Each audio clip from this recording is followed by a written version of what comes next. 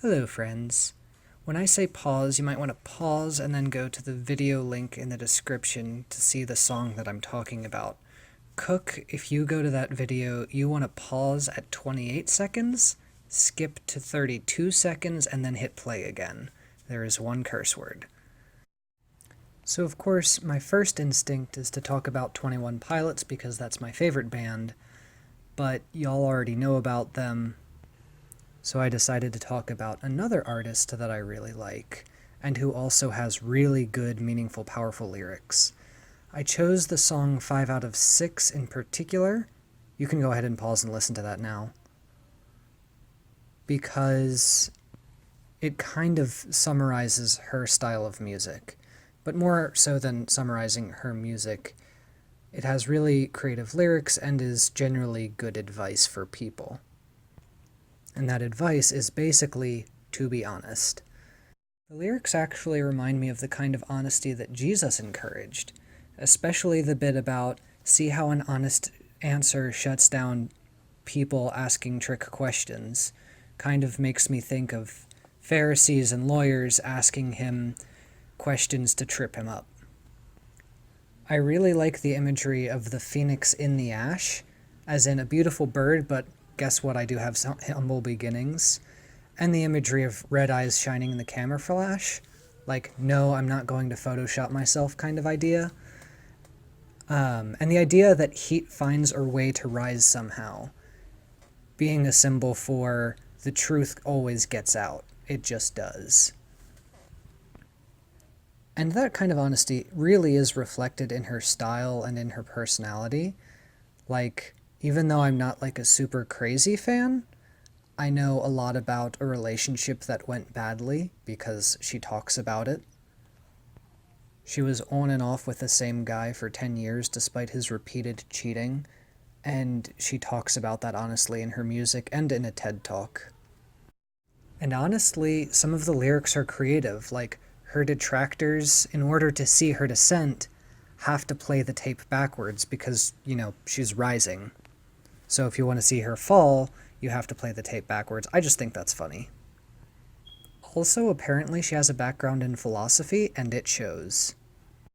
And now for a completely different topic. This footage I've been showing you, this is Chicoteague Island.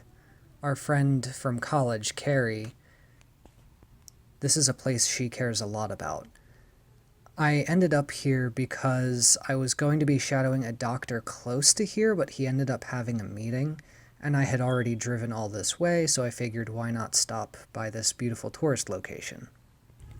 What really struck me about it, and what might be striking you, is just how close it is to sea level.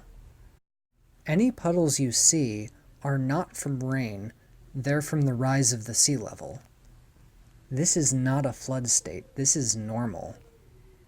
Living close to sea level myself, I've become acutely aware of the sea level rise. It's not rapid, and it's not all of the sudden, so during low tide there's no flooding, and during high tide there is a little bit of flooding. But over the weekend there was some pretty strong wind off the Atlantic coast. Even though it was only drizzling, the flooding was kind of intense and it was difficult to drive around on some roads. Sea level rise is something that happens slowly. It starts to look like flooding, and then it looks like high tide and low tide, but the magnitude of high tide and low tide change throughout the year.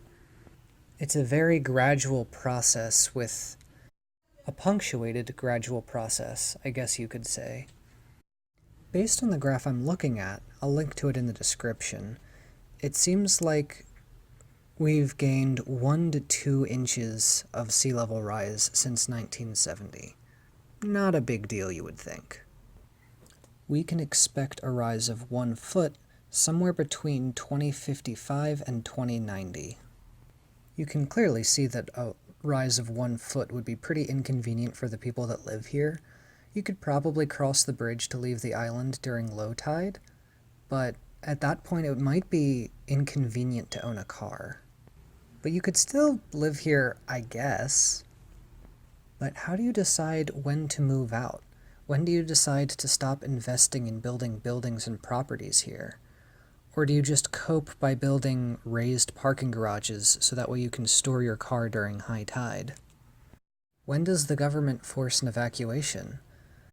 When high tide begins to have a significant economic cost? Or when even at low tide there's no dry ground? I mean, ultimately, people don't think about problems that span generations. We think about problems that affect us today. Maybe some really wise people think about problems that will affect us in 10 years. And honestly, it sucks to think about. When I went to speak to the doctor that I was shadowing that day, and I shared with him a little bit of my reflection of sea level rise, he talked about how beautiful the area was. He showed me some minnows, some birds, talked about the fish he caught in the river. It's a great area to live in, which is why most locals refuse to talk about sea level rise.